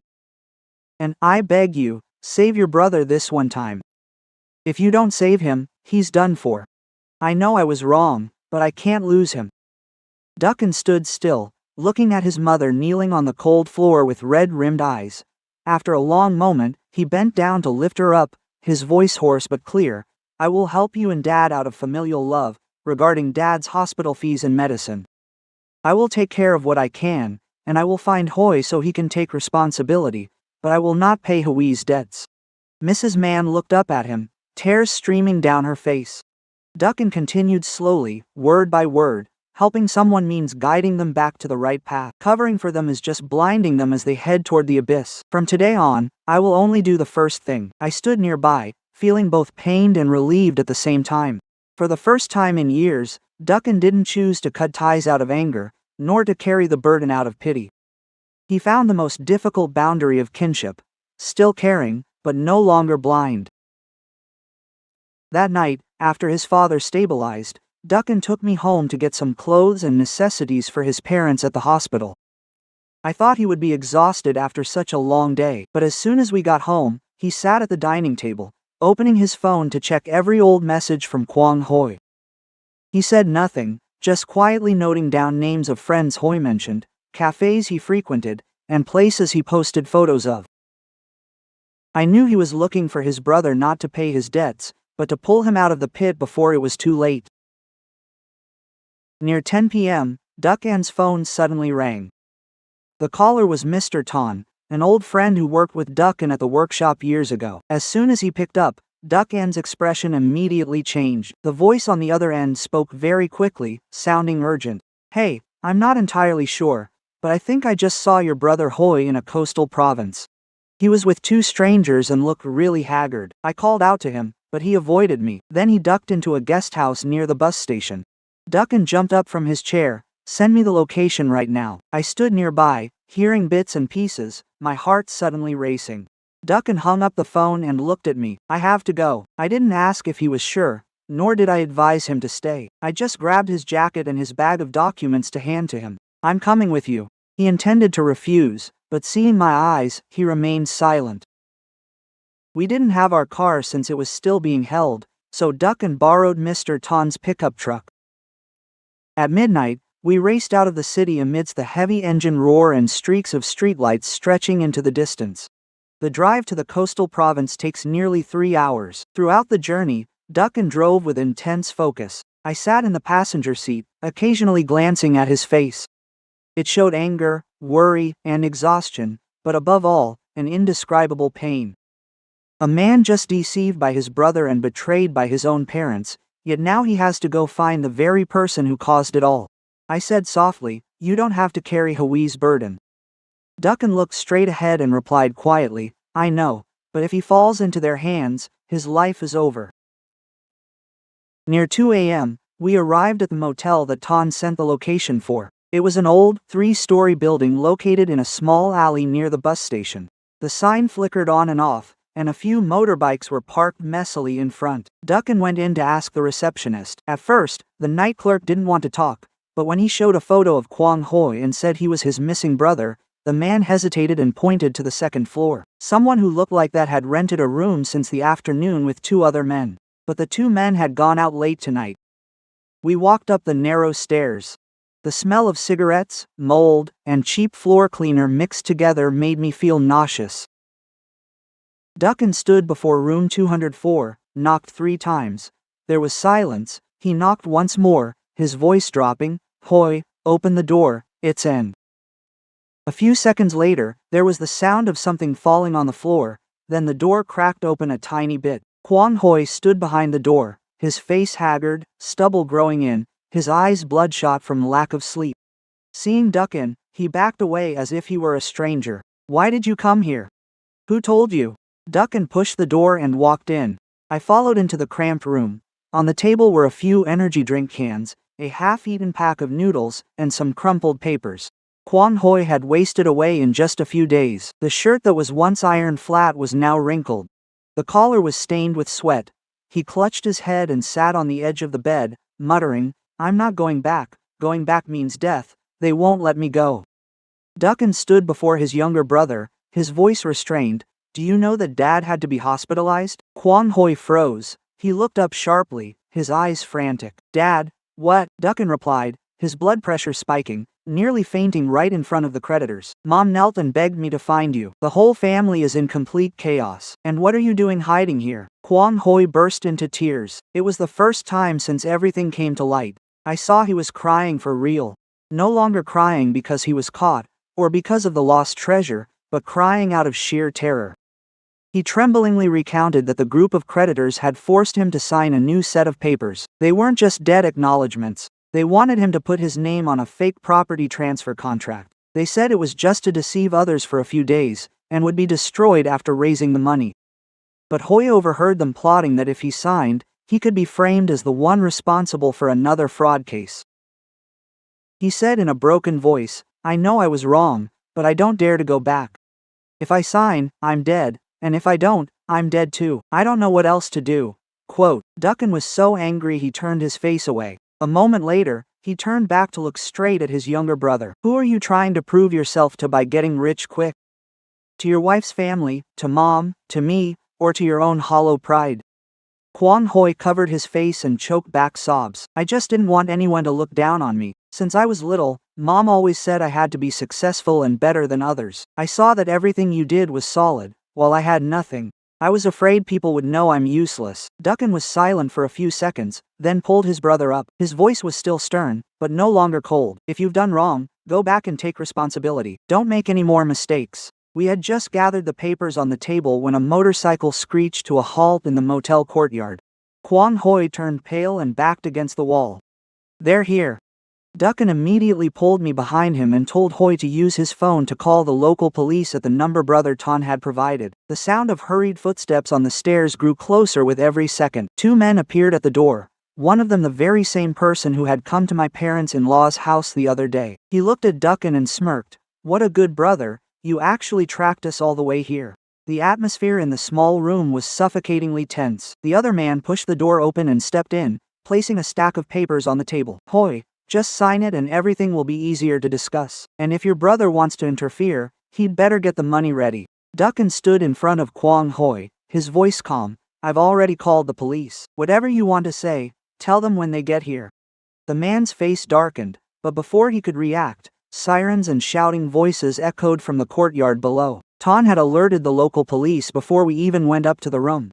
The others immediately changed expressions. One tried to bolt down the stairs but was blocked by officers below. Everything happened so fast that I could only manage to grab onto Duckin's sleeve. Kwon Hoi stood behind him, his entire body trembling uncontrollably. When the police ordered everyone to headquarters, Hoi didn't resist anymore. He just looked at Duckin, his voice hoarse. You still saved me?" Duckin didn't look at him, only replying, "I didn't save you so you could keep making mistakes. I saved you so you have a chance to pay the price the right way." Quote, that morning, as we took Kwon Hoi away from the motel, the horizon began to brighten in the distance. The salty wind blew across my face, cold yet unusually sobering. I watched Duckin help his younger brother down the steps, feeling both heartache and admiration in my heart. He was neither soft-hearted nor cold-blooded. He had chosen the hardest path, to save a loved one from the abyss, yet refused to let them use family bonds to evade the consequences. By the time we brought Kwon Hoi home, it was almost noon. After a sleepless night, everyone looked exhausted. Kwon Hoi sat in the backseat, bowing his head to stare at his hands the entire way. He no longer had his usual dapper, quick-witted look, nor did he have any excuses or complaints left. His wrinkled clothes, gaunt face, and sunken eyes made him look a decade older after just a few days. Mr. Dow had also just been discharged from the hospital that morning. His health was stable, but his face remained pale, and his steps were noticeably slower. Mrs. Mann was helping him inside. She had just set his medicine on the table when our car pulled up to the gate. She turned abruptly, and upon seeing Kwang Hoi step out, she rushed toward him like someone who had lost their soul. "Hoi, my son." She hugged him tightly, sobbing uncontrollably, her hands constantly touching his face, shoulders, and hair as if afraid he would vanish right before her eyes. Kwang Hoi stood frozen in his mother's arms, and after a moment, he slowly knelt down on the courtyard floor. His knees hit the tiles with a sharp, dry thud. He bowed his head before his parents, his voice hoarse. "I'm sorry, I was wrong. I've caused you and my siblings so much pain. I don't dare ask for forgiveness. I only ask to come home to own up to my mistakes." Those words made Mrs. Mann cry even harder. She cradled his head, repeating over and over, "Coming home is enough. Just coming home is enough. I don't blame you anymore. I only need you to be alive." Standing next to Duckin, my heart ached hearing that. That is a mother's heart indeed. Seeing her son return after being missing for days, she is so relieved she forgets everything else. But if it stops at, "I don't blame you anymore," I fear Kwang Hoi will once again be shielded from his mistakes, just like all the times before. Duckin said nothing, but I saw the heavy look he cast upon his mother. He understood that better than anyone. Mr. Dow stood on the porch steps, watching his youngest son kneeling in the courtyard. Tears streamed down his haggard face. It was the first time I had ever seen him cry in front of his children. He didn't rush over to hug Hoi like Mrs. Mann, nor did he scold him immediately. He just watched for a long time, looking at the son he and his wife had cherished, protected, and pinned their hopes on his whole life, now returning bedraggled, trembling, drowning in debt, and stripped of all honor. Then, suddenly, Mr. Dow stepped down into the courtyard. As Mrs. Mann was still hugging Kwang Hoi and crying, he pulled her hand away. Before anyone could react, he raised his hand and struck Hoi hard across the face. The sound of the slap rang out clearly across the courtyard. Kwang Hoi fell to the side, a red mark imprinted on his cheek. Mrs. Mann screamed, "What are you doing? He just got back. Why are you hitting him?" Quote, "I was startled too." Duckin immediately took half a step forward, but then stopped. Mr. Dow trembled as he pointed at Kwang Hoi, his voice cracking, no longer the family patriarch trying to save face like usual. "I hit him because I deserved to be hit first. I loved you, and that is why I ruined you." Hoi. Those words left the whole yard in stunned silence. Mrs. Mann froze, her hand still resting on her son's shoulder dropping to her side. Kwang Hoi looked up at his father, tears rolling down, but this time he dared not sob aloud. Mr. Dow gasped for air, bracing his hand against the porch pillar to steady himself. "From the time you were small until now, whatever you did wrong, your mother covered for you. I knew it all. You took your tuition money to go out and play. I knew you were in debt, and your mother sold gold to pay it off. I knew that too. You quit your job but kept saying you went to work. I knew, but I kept quiet. I thought as long as the house was peaceful, it was fine. I thought since our youngest was weak, loving him a little more wouldn't hurt. I thought that was how to love a child." He choked up at this point, his tears falling onto the tiled floor. Listening to him, my nose stung with unshed tears. There are words that should have been said long ago, but only when everything is nearly shattered does one hurt enough to speak them. Mr. Dow turned to Mrs. Mann, his voice lower but every word very clear. "You were wrong, but I was even more wrong than you. You spoiled him, and I stayed silent. You covered for him, and I looked the other way. You made him give in to his younger brother. I also told him that as the older brother, he had to endure it. It is we who made Hoi think that no matter what he does in this world, someone has his back." Mrs. Mann took a step back, her face deathly pale. She opened her mouth as if to argue but couldn't utter a single word. Perhaps it was the first time her own husband had spoken directly about what the whole family had avoided for years. Mr. Dow turned back to look at Kwang Hoi. "You didn't become corrupt in a single day. You became corrupted by the times your parents saved you the wrong way. We thought throwing money at mistakes would fix them, but mistakes without consequences only grow, growing until they drag the whole family into the mud." Kwang Hoi lunged to hug his father's legs, sobbing uncontrollably. "Dad, I'm sorry, I was wrong.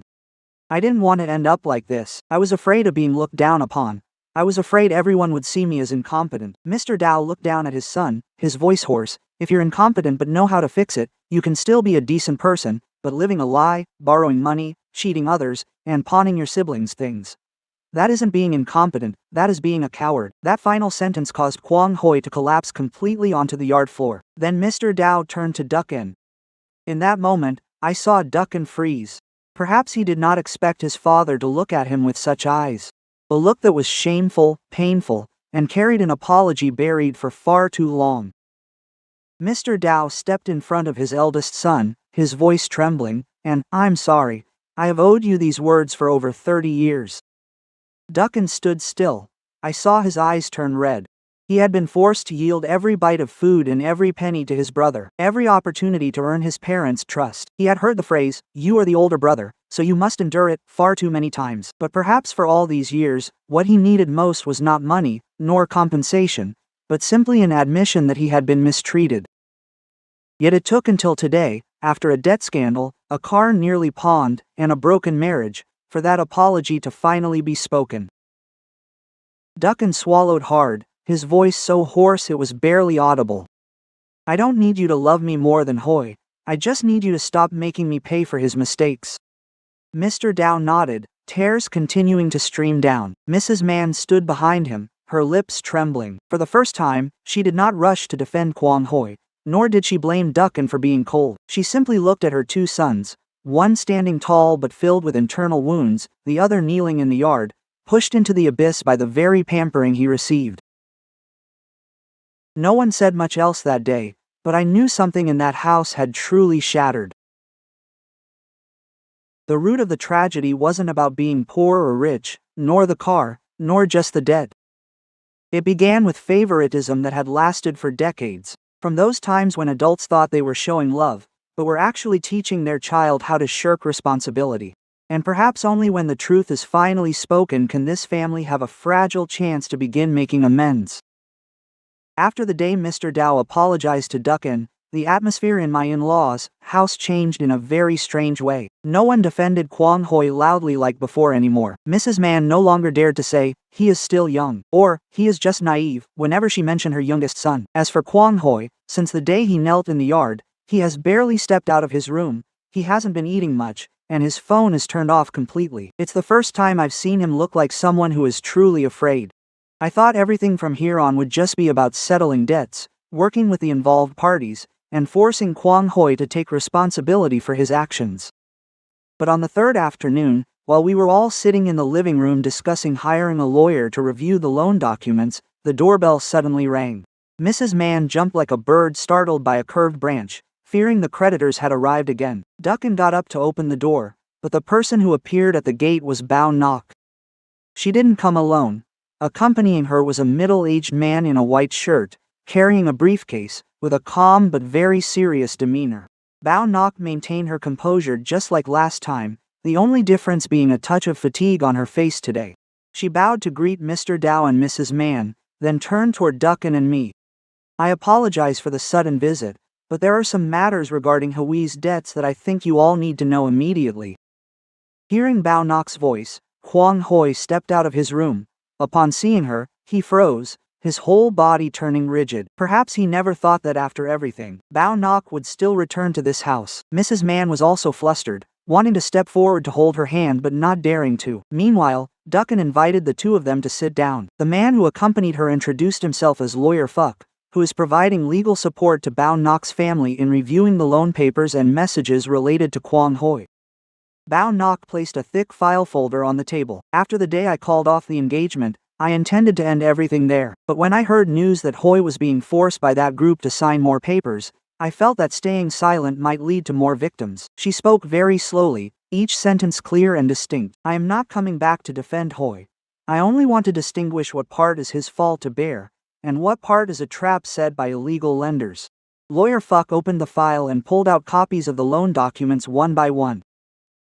He pointed out that many loans, initially only a few tens of millions, had interest compounding daily, with some interest amounts far exceeding the principal, while some loan agreements were vague, lacked full lender details, and some were signed by Kwang Hoi under threats via text messages.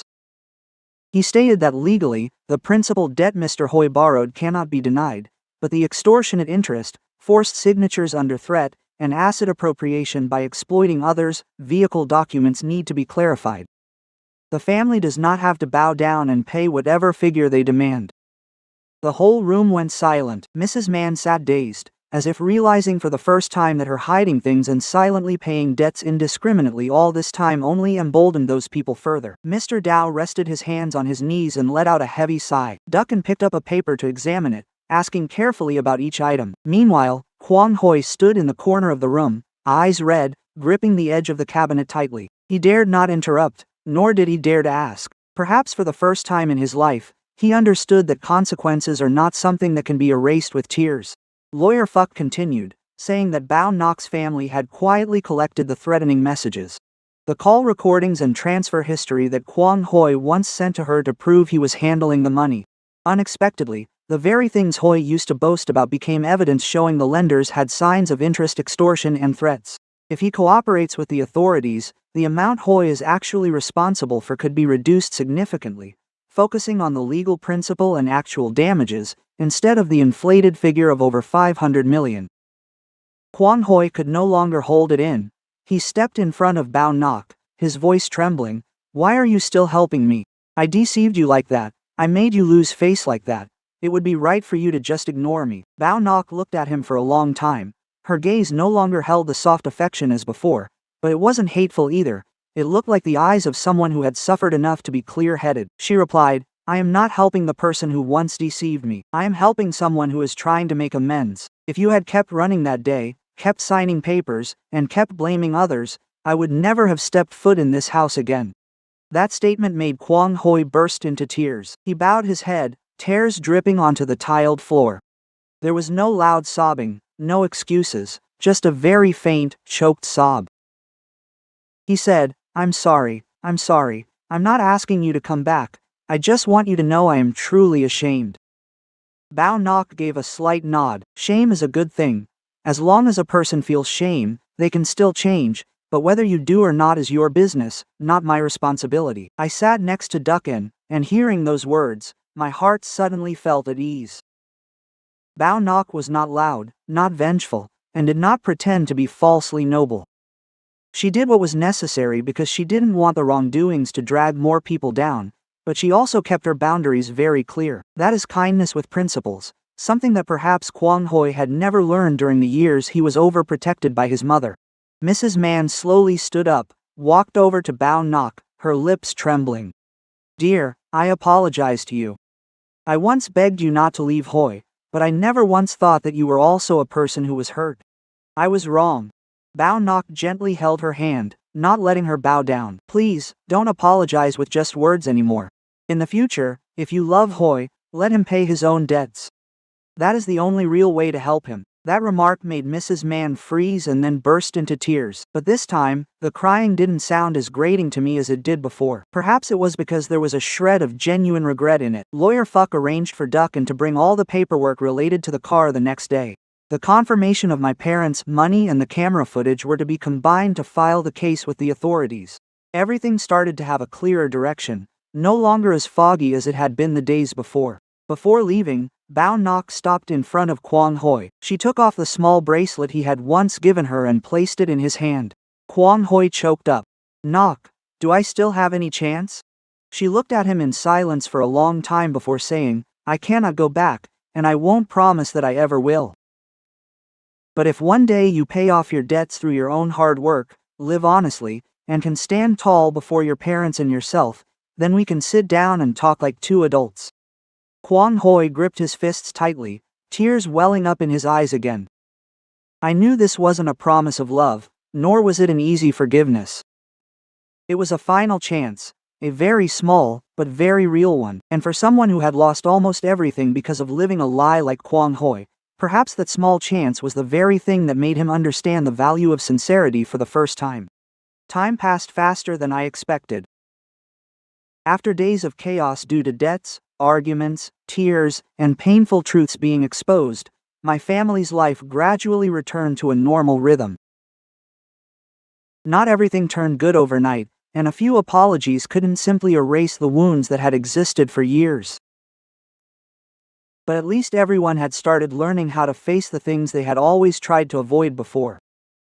Half a year later, Kwang Hoi was no longer the person I once knew. He was introduced by an acquaintance of Duck to work at a mechanical workshop more than 10 kilometers from home. He started from the lowest position, waking up early every day, wearing grease-stained overalls, and standing amidst the noisy machinery for hours on end. The tasks that Kwang Hoi used to complain were too hard or always tried to avoid, he now did quietly. One time, I accidentally caught a glimpse of his hands. The fingers that were only used to tapping on phones were now covered in calluses and small cuts. His skin had darkened from the sun, and his face was much thinner than before. But strangely, his eyes looked much more at peace. There were no more boastful stories about his connections, no more photos for show on social media, and no more half-truths to make others admire him.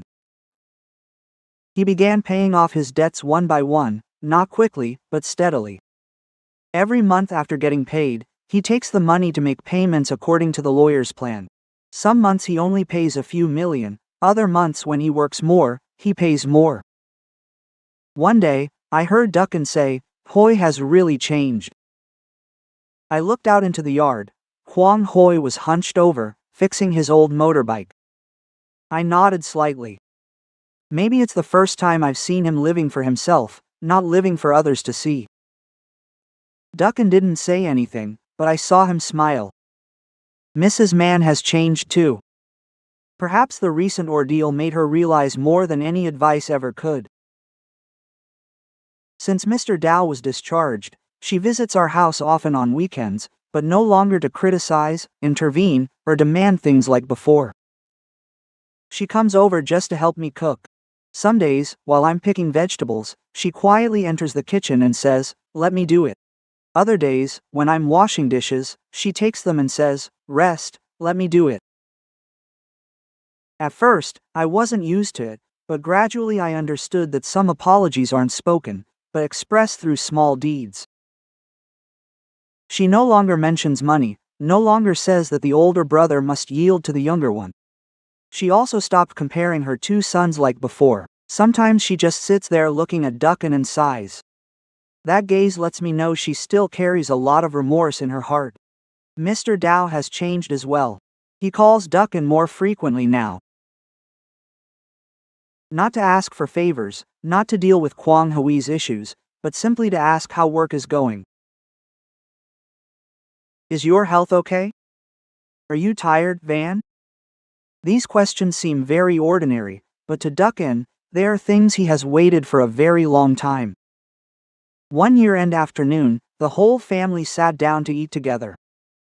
The atmosphere was so peaceful that sometimes I felt like the past events were just a very long dream.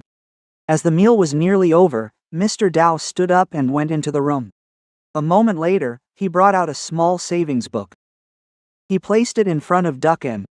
"I've set this aside, it's a little something." Duckin looked at the savings book and immediately shook his head. "I won't take it, Dad." Mr. Dow pushed the savings book forward.